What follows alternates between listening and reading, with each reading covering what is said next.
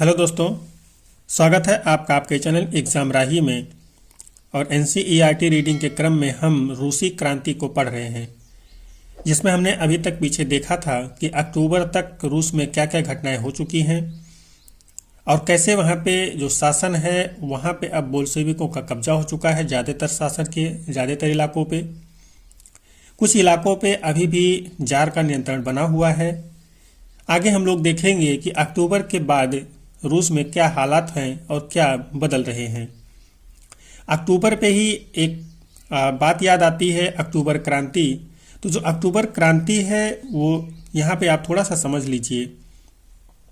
रूस में जो अक्टूबर में घटनाएं घटित हो रही हैं, जब राजधानी पेट्रोग्राद पे जो मजदूर हैं बोल्शेविक हैं उनका कब्जा हो जाता है, तो ये जो खबर है ये ग्रामीण इलाकों में भी पहुंचती है। या यूं कह लीजिए कि अभी जो राजधानी पेट्रोग्राद पे इन लोगों का कब्जा हो जाता है, इसको भी एक अक्टूबर क्रांति ही कहा जाता है। लेकिन इसी से जुड़ी हुई एक और घटना है कि जब 25 अक्टूबर 1905 को ये खबर ग्रामीण इलाकों में भी पहुंचती है, जो क्रांतिकारी उथल पुथल शहर में चल रहा था गांव में पहुंच जाती है, तो गांव के लोगों ने बहुत खुशियां मनाई थी। जो किसान थे वो समझ रहे थे कि जो क्रांति हुई है या जो ये उथल पुथल हुई, इसका मतलब है कि जो अब हमको मुफ्त में ज़मीन मिल जाएगी, साथ ही जो युद्ध है वो ख़त्म हो जाएगा। इसी वजह से इन लोगों ने जैसे ही खबर मिली उसी ही दिन वहाँ के आसपास जो ज़मींदार थे उनकी हवेलियों को लूट लिया था, उनके खेतों पर कब्जा कर लिया था। जो उनके बाग बगीचे थे, पेड़ पौधे थे बड़े बड़े, उनको काट काट करके लकड़ियों के किसानों के बीच बांट दिया गया था। उनकी जो इमारतें थी उनको तोड़ दिया गया था और जो उनकी ज़मीनें थीं उनको भी किसानों के बीच में बांट दिया गया था। ये जो हालात थे ये ग्रामीण इलाकों में थे, क्योंकि रूस में जो क्रांति चल रही थी कहीं न कहीं ये समाजवाद को एक तरह से समर्थित थी। और इसमें समाजवाद में ये चीज़ें होती हैं कि जो समाज के संसाधन है उस पर सभी लोगों का बराबर अधिकार होता है, किसी के पास कम या किसी के पास ज़्यादा नहीं होता है। एक समय में सारे संसाधन एक साथ रख करके सभी लोगों में पारिवारिक क्षमता के हिसाब से बांट दिए जाते हैं। तो यहाँ पे हम लोगों ने देखा अक्टूबर में क्या क्या चीज़ें हुई थी पीछे। अब हम देखेंगे कि अक्टूबर के बाद में और क्या घटनाएं हो रही हैं। तो यहाँ पे हम लोग शुरू करते हैं। तो बोल्शेविक निजी संपत्ति की व्यवस्था के पूरी तरह खिलाफ थे। अभी हमने जैसे आपको बताया कि जो निजी संपत्ति एक ही व्यक्ति के पास ढेर सारी संपत्ति हो, तो जो बोल्शेविक है जो कि अभी अभी शासन सत्ता पे राजधानी पेट्रोग्राद पे जिसने कब्जा किया है वो इसके खिलाफ थे। ज्यादातर उद्योगों और बैंकों का नवंबर 1917 में राष्ट्रीयकरण किया जा चुका था, जिसको आपने देखा था कि लेनिन की 3 मांगे थीं: बैंकों का राष्ट्रीयकरण, युद्ध की समाप्ति, और इस तरह से जो उनकी मांगे थी उसमें जो दूसरी मांग अंतिम मांग थी वो 1917 में ही जो राष्ट्रीयकरण है उसको करके पूरी की जा रही है। उनका स्वामित्व और प्रबंधन सरकार के नियंत्रण में आ चुका था। जमीन को सामाजिक संपत्ति घोषित कर दिया गया। किसानों को सामंतों की जमीन पर कब्जा करने की खुली छूट दे दी गई। शहरों में बोल्शेविकों ने मकान मालिकों के लिए पर्याप्त हिस्सा छोड़कर उनके बड़े मकानों के छोटे छोटे हिस्से कर दिए, ताकि बेघरबार या जरूरतमंद लोगों को भी रहने की जगह दी जा सके। हमने अभी आपको बताया कि इस क्रांति की भनक जब गांव में पहुंची थी तो वहां पे क्या हालात थे, वैसे ही जो हालात है वो शहर में भी हैं। जो मकान मालिक है जिनके पास ज़्यादा मकान है उनको उनके रहने के लिए जगह छोड़ करके बाकी और सारे मकान जो बेघरबार हैं जिनके पास रहने के लिए जगह नहीं है उनमें बांट दिया जा रहा है। उन्होंने अभिजात वर्ग द्वारा पुरानी पदवियों के इस्तेमाल पर रोक लगा दी। परिवर्तन को स्पष्ट रूप से सामने लाने के लिए सेना और सरकारी अफसरों की वर्दियां बदल दी गईं। इसके लिए 1918 में एक परिधान प्रतियोगिता आयोजित की गई, जिसमें सोवियत टोपी का चुनाव किया गया। अब आप देख रहे हैं कि जब उनका शहर पे कब्जा है, राजधानी पे कब्जा है, तो कहीं न कहीं अपने हिसाब से चीज़ों को बदल रहे हैं और वो दिखाने की कोशिश कर रहे हैं कि जो चीज़ें हैं अब बदल चुकी हैं। और उसी क्रम में उन्होंने एक प्रतियोगिता आयोजित किया जिसमें तमाम लोगों ने अपने अपने बनाए हुए कपड़ों का प्रदर्शन किया और उसी में से जो एक तरह से सोवियत टोपी था उसका चुनाव किया गया। आगे हम लोग देखेंगे कि और क्या चीज़ें वहाँ पे घटित हो रही हैं। तो उसमें बोल्शेविक पार्टी का नाम बदलकर रूसी कम्युनिस्ट पार्टी रख दिया गया। जो अभी तक बोल्शेविक के नाम से जो पार्टी हुआ करती थी उसको अब नाम बदल दिया गया और उसका नाम रूसी कम्युनिस्ट पार्टी कर दिया गया है। नवंबर 1917 में बोल्शेविकों ने संविधान सभा के लिए चुनाव कराए, लेकिन इन चुनाव में उन्हें बहुमत नहीं मिल पाया। जो बोल्शेविक हैं, जिन्होंने इस क्रांति को करने में महती भूमिका निभाई है, चुनाव में उन्हें ही बहुमत नहीं मिला। जनवरी 1918 में असेंबली ने बोल्शेविकों के प्रस्ताव को खारिज कर दिया और लेनिन ने असेंबली बर्खास्त कर दी। उनका मत था कि अनिश्चित परिस्थितियों में चुनी गई असेंबली के मुकाबले अखिल रूसी सोवियत कांग्रेस कहीं ज्यादा लोकतांत्रिक संस्था है। मार्च 1918 में अन्य राजनीतिक सहयोगियों की असहमति के बावजूद बोल्शेविकों ने ब्रेस्ट लिटोव्स्क में जर्मनी से संधि कर ली। आने वाले सालों में बोल्शेविक पार्टी अखिल रूसी सोवियत कांग्रेस के लिए होने वाले चुनाव में हिस्सा लेने वाली एकमात्र पार्टी रह गई। अब यहाँ पे देखिए कि किस तरह से जो चीज़ें हैं वो कहीं न कहीं बोल्शेविकों के भी विरुद्ध हैं, और उन्हें भी हमने देखा कि बहुमत नहीं मिला, और उसके एवज में उन्होंने कई सारे जो कार्य हैं उनको संपादित किया था। अखिल रूसी सोवियत कांग्रेस को अब देश की संसद का दर्जा दे दिया गया। रूस एक दलीय राजनीतिक व्यवस्था वाला देश बन गया। ट्रेड यूनियनों पर पार्टी का नियंत्रण रहता था। गुप्तचर पुलिस, जिसे पहले चेका और बाद में ओजीपीयू या एनकेवीडी का नाम दिया गया, बोल्शेविकों की आलोचना करने वालों को दंडित करती थी। लोग देख रहे हैं कि कैसे कैसे बदलाव हो रहे हैं। यहाँ पे बहुत सारे युवा लेखक और कलाकार भी पार्टी की तरफ आकर्षित हुए, क्योंकि वह समाजवाद और परिवर्तन के प्रति समर्पित थी।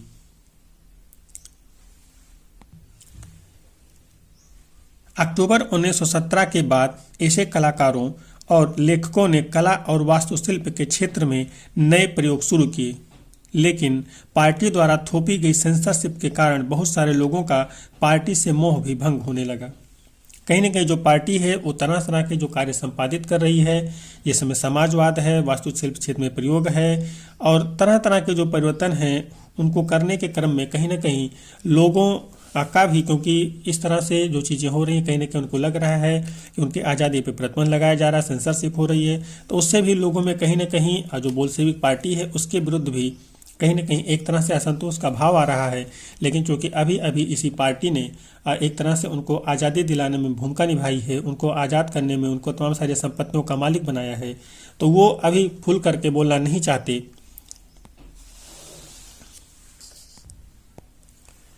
यहाँ पे अब हम लोग देखते हैं गृह युद्ध के बारे में। जो रूस है उसके अंदर जो युद्ध चल रहा है, अर्थात जो अब घर में ही युद्ध होते हैं उसको ही गृह युद्ध कहा जाता है। तो तमाम सारे दिक्कतों की वजह से कहीं ना कहीं रूस के अंदर भी लोगों में जो असंतोष है उसकी वजह से आपस में भी टकराव होंगे। तो इसको हम लोग यहाँ पे देखते हैं। जब बोल्शेविकों ने जमीन के पुनर्वितरण का आदेश दिया तो रूसी सेना टूटने लगी। ज़्यादातर सिपाही किसान थे, वो भूमि वितरण के लिए घर लौटना चाहते थे, इसलिए सेना छोड़कर जाने लगे। अब यहाँ पे आप देखिए, जो बोल्शेविक थे उनका मानना था कि जो जमीन है वो सभी लोगों में बराबर बराबर होनी चाहिए, और जब ये सत्ता में आए हैं तो निश्चित रूप से इन्होंने इस चीज़ को सख्ती से लागू किया। तो जो सेना के लोग हैं ये भी कहीं ना कहीं किसान परिवार से ही तो संबंधित थे। अब ये लोग भी चाहते हैं कि ये लोग भी अपने घरों को वापस जाएं और ज़मीन का जो बंटवारा हो रहा है उनमें इनको भी ज़मीन मिले। तो इससे जो दिक्कत आ रही है वो कहीं ना कहीं जो रूसी सेना है वो कमज़ोर पड़ने लगी है, जो बोल्शेविक सेना है वो कमज़ोर पड़ेगी। गैर बोल्शेविक समाजवादियों, उदारवादियों और राजशाही के समर्थकों ने बोल्शेविक विद्रोह की निंदा की। जो ये लोग कार्य कर रहे हैं जमीन वितरण का, उसकी निंदा कर रहे हैं। उनके नेता दक्षिण रूस में इकट्ठा होकर बोल्शेविकों से लड़ने के लिए टुकड़ियां संगठित करने लगे। अब देखिए कि जिन लोगों ने अभी क्रांति के द्वारा कहीं न कहीं एक तरह से स्वतंत्रता पाई है, अपने जीवन में एक अमूलचूल परिवर्तन किया है, अब उनके भी खिलाफ टुकड़ियां गठित होने लगी हैं लड़ाई लड़ने के लिए, जो ये समाजवादी का कार्य कर रहे हैं। 1918 और 1919 में रूसी साम्राज्य के ज़्यादातर हिस्सों पर सामाजिक क्रांतिकारियों, ग्रीन्स और जार समर्थकों का ही नियंत्रण था। ये हमने आपको पीछे बताया था। जो बोल्शेविक हैं इनका जो नियंत्रण है वो राजधानी पे है, कुछ इलाकों पे है, लेकिन अभी पूरे देश पे इनका नियंत्रण नहीं है। पूरे देश के अलग अलग हिस्सों पर अभी भी जो जार समर्थक हैं उनका नियंत्रण है, जो सामाजिक क्रांतिकारी हैं उनका नियंत्रण अभी भी बना हुआ है। उन्होंने फ्रांसीसी, अमेरिकी, ब्रिटिश और जापानी टुकड़ियों का भी समर्थन मिल रहा था। ये सभी शक्तियां रूस में समाजवाद को फलने फूलने नहीं देखना चाहती थीं। इन टुकड़ियों और बोल्शिविकों के बीच चले गृहयुद्ध के दौरान लूटमार, डकैती और भुखमरी जैसी समस्याएं बड़े पैमाने पर फैल गईं। अब आप देखिए, कभी भी अगर जो प्लस और माइनस होगा तो व्यक्ति के बारे में जब आप अध्ययन करेंगे तो हमेशा वो पॉजिटिव नहीं हो सकता, कभी न कभी नेगेटिव भी होगा। तो जो समाजवाद का बोल्शेविकों का नियम है, सिस्टम है, जो ये लोग लागू कर रहे हैं, इसके विरुद्ध में भी लोग हैं और कहीं ना कहीं उस विरोध में जो लोग हैं इनके समर्थन में अलग अलग देशों के लोग भी, उनकी सरकारें भी खड़ी हैं, क्योंकि जो समाजवाद है उसका वो नहीं समर्थन नहीं करती। वो नहीं चाहती कि रूस में समाजवाद हो, क्योंकि समाजवाद अगर आ जाता है तो कहीं न कहीं समाज का जो तबका है वो एक साथ होगा और उनमें फूट डालना या उन पर समस्या खड़ी करना अलग देशों के लिए कहीं न कहीं बहुत ही चुनौतीपूर्ण हो जाएगा। और जब समाज को बांट के रखेंगे तो उनके लिए आसान होगा। जैसे आप आतंकवाद के मामले में देख लीजिए, अगर समाज का हर व्यक्ति सरकार से संतुष्ट हो, सभी के कार्यकाज से संतुष्ट हो, अपने से किए गए व्यवहार से संतुष्ट हो, उसके साथ जो भी व्यवहार समाज में किया गया हो, तो कभी भी वो आतंकवाद के रास्ते पे नहीं जाएगा। लेकिन कहीं न कहीं कुछ लोग ऐसे होते हैं जिनको ऐसे लोगों को जो कि आतंकवाद के रास्ते पे चलते हैं, उनको ऐसे ही रास्ते दिखाते हैं, ऐसी ही बातें बताते हैं जिससे उनको ऐसा लगता है कि उनके साथ ज्यादती हो रही है और इसी वजह से वो कहीं ना कहीं आतंकवाद के चंगुल में फंस जाते हैं। तो उन्हें भी जो अच्छी चीज़ें होती हैं वो भी बुरी लगने लग जाती हैं। तो यही चीज़ें यहाँ पर भी हैं। जो अलग अलग देश हैं, विकसित देश हैं, इनको लग रहा है कि समाजवाद आने से कहीं ना कहीं उनकी तमाम जो चीज़ें हैं वो बदल जाएंगी। तो वो यहाँ के जो जार समर्थक हैं उनको अपना समर्थन दे रहे हैं, उनको कहीं ना कहीं सैनिक शक्ति मुहैया करवा रहे हैं जिससे समाजवाद स्थापित न होने पाए। व्हाइट्स में जो निजी संपत्ति के हिमायती थे, उन्होंने जमीन पर कब्जा करने वाले किसानों के खिलाफ काफी सख्त रवैया अपनाया। उनकी इन हरकतों के कारण तो गैर बोल्शेविकों के प्रति जनसमर्थन और भी तेजी से घटने लगा।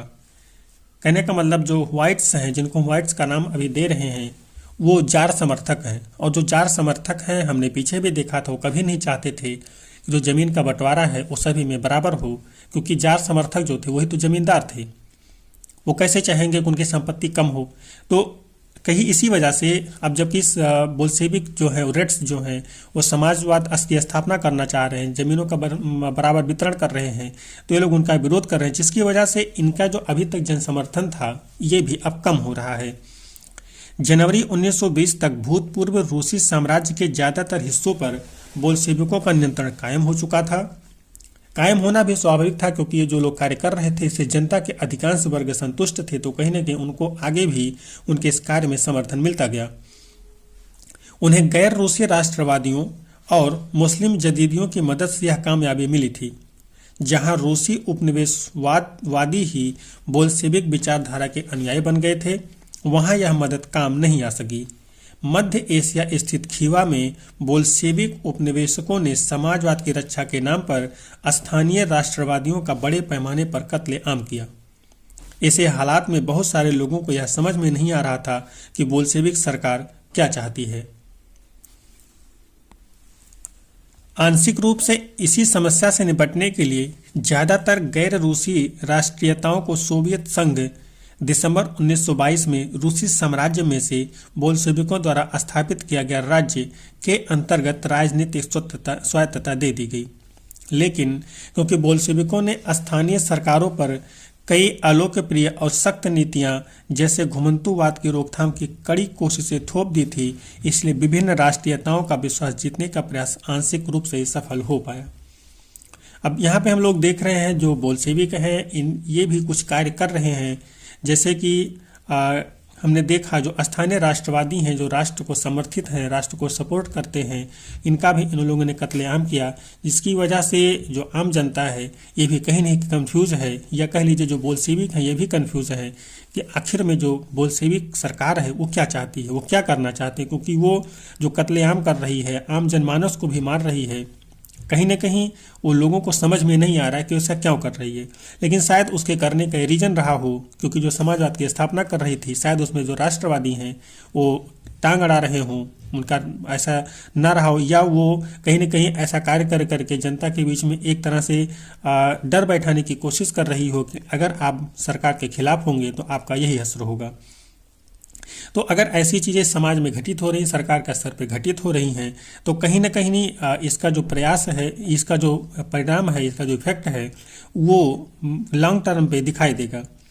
तो यहाँ पे हम लोग देखेंगे जो बाद में जो बोल्शेविक सरकार है, उसकी तमाम सारी जो नीतियाँ हैं, उसकी वजह से वो एक तरह से अलोकप्रिय होती है, और इसी वजह से तमाम जो विश्वास जीतने के उसके प्रयास हैं अपने रूस जनता के या बोल्शेविक समर्थकों के, या बोल्शेविक समर्थक के अलावा जो लोग हैं उनका जो विश्वास जीतने का है, वो वहाँ पे अभी नहीं जीत पा रही है। समाजवादी समाज का निर्माण, हम लोग देखेंगे कि यहाँ पे समाजवादी समाज का निर्माण रूस में किस तरह से हो रहा है। गृह युद्ध के दौरान बोल्शेविकों ने उद्योगों और बैंकों के राष्ट्रीयकरण को जारी रखा।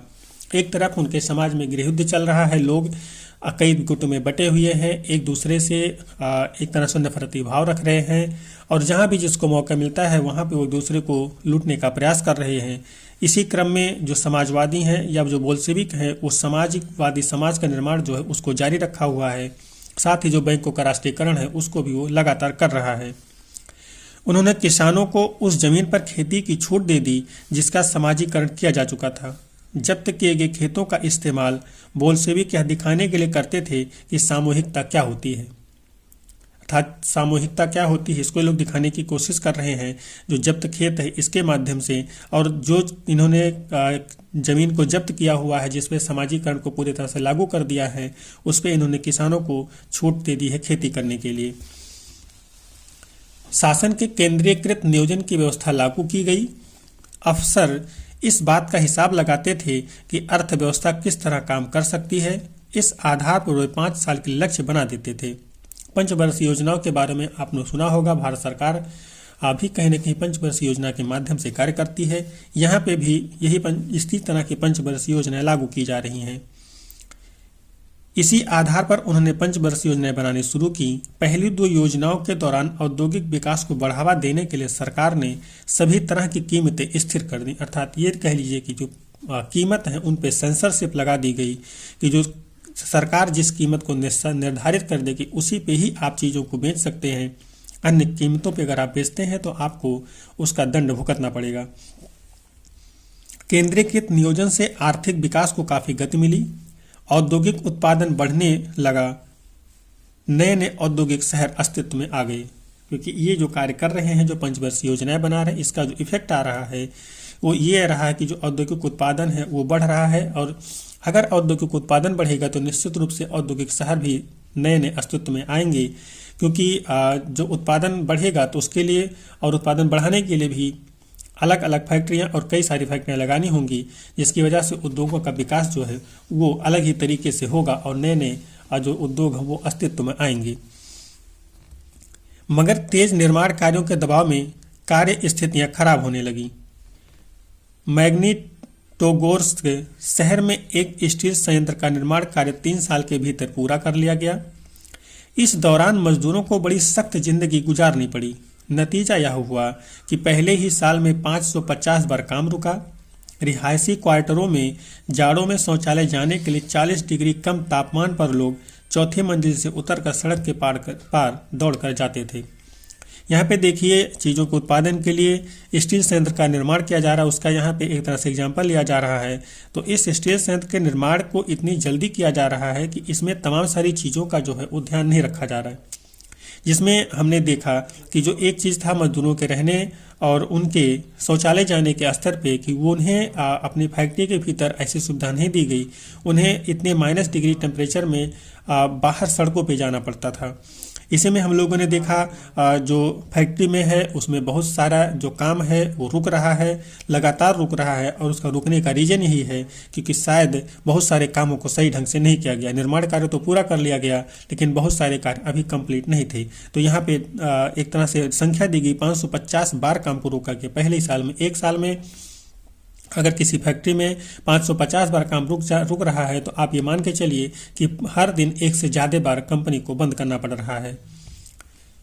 एक विस्तारित शिक्षा व्यवस्था विकसित की गई और फैक्ट्री कामगारों एवं किसानों को विश्वविद्यालयों में दाखिला दिलाने के लिए इंतजाम किए गए। महिला कामगारों के बच्चों के लिए फैक्ट्रियों में बालबाड़ियाँ खोल दी गईं। बालबाड़ियाँ का मतलब होता है बच्चों के लिए खेलने का गार्डन। सारी सस्ती स्वास्थ्य सेवा उपलब्ध कराई गई, मजदूरों के लिए आदर्श रिहायशी मकान बनाए गए, लेकिन इन सारी कोशिशों के नतीजे सभी जगह एक जैसे नहीं रहे क्योंकि सरकारी संसाधन सीमित थे। जो भी सरकार कार्य कर रही है, सरकार चूंकि अभी अभी एक तरह से कह लीजिए सत्ता में आई है, जार के शासन से मुक्त हुई है, तो कहीं ना कहीं हर एक व्यक्ति के लिए या हर एक क्षेत्र में समान शासन तरह से व्यवस्थाएं देना सरकार के लिए संभव नहीं हो पाता क्योंकि उसके भी संसाधन सीमित होते हैं। कहीं ना कहीं जब हम इसी चीज़ को देखते हैं तो जो पूंजीवाद होता है इसी चीज़ को कहीं ना कहीं पूरा करता है। जो पूंजीपति होते हैं वो अलग अलग इलाकों में जा कर के अपनी फैक्ट्रियां स्थापित करते हैं, उद्योग धंधे लगाते हैं, जिससे सरकार को वहाँ पे सिर्फ परमिशन देनी होती है, बाकी सारा कार्य वो खुद कर लेते हैं। लेकिन यहाँ पे चूंकि पूंजीवाद का ही तो विरोध हो रहा था, यहाँ पे समाजवाद का समर्थन हो रहा था, तो सरकार पूंजीवाद को कहीं ना कहीं सपोर्ट नहीं कर सकती थी, जिसकी वजह से जो सारे देश के अलग अलग इलाके हैं वहाँ पे सभी जगह एक जैसी स्थितियाँ नहीं हैं। स्टालिनवाद और सामूहिकीकरण। नियोजित अर्थव्यवस्था का शुरुआती दौर खेती के सामूहिकीकरण से पैदा हुई तबाही से जुड़ा हुआ था। 1927-1928 के आसपास रूस के शहरों में अनाज का भारी संकट पैदा हो गया था। सरकार ने अनाज की कीमत तय कर दी थी, उससे ज़्यादा कीमत पर कोई अनाज नहीं बेच सकता था, लेकिन किसान उस कीमत पर सरकार को अनाज बेचने के लिए तैयार नहीं थे। अभी हमने पीछे देखा था कि जो सरकार है उसने तमाम सारी चीज़ों की कीमत तय कर दी थी। इसी क्रम में इसने जो अनाज है, कृषक उत्पादन है, इसका भी कीमत तय कर दिया है, लेकिन वो कीमत शायद कहीं ना कहीं इतना कम है जिस पर किसान अपने फसल को बेचने को ही नहीं तैयार है क्योंकि उसमें उसको कोई फायदा नहीं मिलेगा। इसकी वजह से जो रूस है उसके कई इलाकों में जो अनाज हैं उनका भारी संकट पैदा हो गया है और सरकार इसके लिए आगे कुछ अलग प्रयास करने की कोशिश करेगी। लेनिन के बाद पार्टी की कमान संभाल रहे स्टालिन ने स्थिति से निपटने के लिए कड़े कदम उठाए। उन्हें लगता था कि अमीर किसान और व्यापारी कीमत बढ़ाने की उम्मीद में अनाज नहीं बेच रहे हैं। यहाँ पे हम लोग देख रहे हैं सरकार को लग रहा है कि शायद लोगों ने सामान को इकट्ठा कर लिया है, व्यापारी ने सामान इकट्ठा कर लिया है या किसान सामान इकट्ठा कर रहे हैं, उनको लग रहा है कि कीमतें बढ़ेंगी। सरकार इस पर विचार कर रही है और स्थिति पर काबू पाने के लिए सट्टेबाजी पर अंकुश लगाना और व्यापारियों के पास जमा अनाज को जब्त करना जरूरी था। 1928 में पार्टी के सदस्यों ने अनाज उत्पादक इलाकों का दौरा किया। उन्होंने किसानों से जबरन अनाज खरीदा और कुलकों के ठिकानों पर छापे मारे। रूस में संपन्न किसानों को कुलक कहा जाता था। जब इसके बाद भी अनाज की कमी बनी रही तो खेतों के सामूहिकीकरण का फैसला लिया गया। अब आप देख रहे हैं यहाँ पे कि कहीं न कहीं जो जार का शासन था उसी की तरह जो ये शासन बोल्शेविक शासन है ये भी कहीं ना कहीं चीज़ों को अंजाम दे रही है। किसानों से ज़बरदस्ती उनकी फसल को खरीद रही है और वो भी कम कीमत पर। जो कुलक हैं अर्थात जो बड़े किसान हैं उन पे छापेमारी हो रही है कि वो जो भी अनाज रखे हुए हैं छिपा करके उनको भी मार्केट में लेके आया जाए। जब इसके बाद भी अनाज की कमी बनी रही तो खेतों के सामूहिकीकरण का प्रयास किया गया। इस फैसले के पक्ष में यह तर्क दिया गया कि अनाज की कमी इसलिए है क्योंकि खेत बहुत छोटे हैं। यहाँ पे जो सामूहिकीकरण का जो हम यहाँ पे एक टर्म देख रहे हैं इसका अर्थ होता है कि कई सारे लोग मिल करके एक ही खेत पे खेती करेंगे और कई लोगों की खेती जो छोटी छोटी खेती है उसको मिला करके बड़ा कर दिया जाएगा। यहाँ अर्थात जो छोटे छोटे मेड़बंद हुआ करते थे छोटे छोटे खेतों में, क्योंकि खेत छोटे हैं सभी मेड़बंदी होगी तो कहीं ना कहीं वो भी एक जगह घेरती है। तो अगर हम बहुत सारे मेढ़ों को हटा दें और सिर्फ उसको एक खेत बना दें तो वहाँ पे जो उत्पादन है वो बढ़ जाएगा। सरकार जो है इस सामूहिकीकरण पर जोर दे रही है और इसका मानना है कि ऐसा करने से जो अनाज उत्पादन है वो बढ़ जाएगा। 1917 के बाद जमीन किसानों को सौंप दी गई। फलस्वरूप ज़्यादातर किसानों के पास छोटे खेत थे जिनका आधुनिकीकरण नहीं किया जा सकता था। आधुनिक खेत विकसित करने और उन पर मशीनों की सहायता से औद्योगिक खेती करने के लिए कुलकों का सफाया करना, किसानों से जमीन छीनना और राज्य नियंत्रित यानी सरकारी नियंत्रण वाले विशालकाय खेत बनाना जरूरी माना गया। अब यहाँ पे हम लोग देख रहे हैं जो सरकार है वो किस तरह से किसानों पे एक तरह से दमन टाइप का कार्य कर रही है। जो कुलक हैं बड़े किसान हैं उन पे किस तरह से नियंत्रण स्थापित कर रही है, किसानों से जमीन छीन रही है जो राज्य के नियंत्रण में ज़मीनें हैं उनको विशालकाय बना रही है, अर्थात जो छोटे छोटे भागों में उनको एक साथ कर रही है। और इस तरह से हम लोग देख रहे हैं कि किसानों को भी कहीं ना कहीं अभी परेशान किया जा रहा है, और ये उस वक्त हो रहा है जब वहाँ पे कहीं ना कहीं जो जनता है वो महंगाई के दौर में चीज़ों की जो कीमत है उनके बहुत कम होने से परेशान है। जो किसान है वो बहुत ही ज़्यादा परेशान है। इसी के बाद स्टालिन का सामूहिकीकरण कार्यक्रम प्रारंभ हुआ। 1929 से पार्टी ने सभी किसानों को सामूहिक खेतों में काम करने का आदेश जारी कर दिया। ज्यादातर जमीन और साजो सामान सामूहिक खेतों के स्वामित्व में सौंप दिए गए। सभी किसान सामूहिक खेतों पर काम करते थे और कोल खोज के मुनाफे को सभी किसानों के बीच बांट दिया जाता था। इस फैसले से गुस्साए किसानों ने सरकार का विरोध किया और वे अपने जानवरों को खत्म करने लगे। 1929 से 1931 के बीच मवेशियों की संख्या में 1/3 कमी आ गई।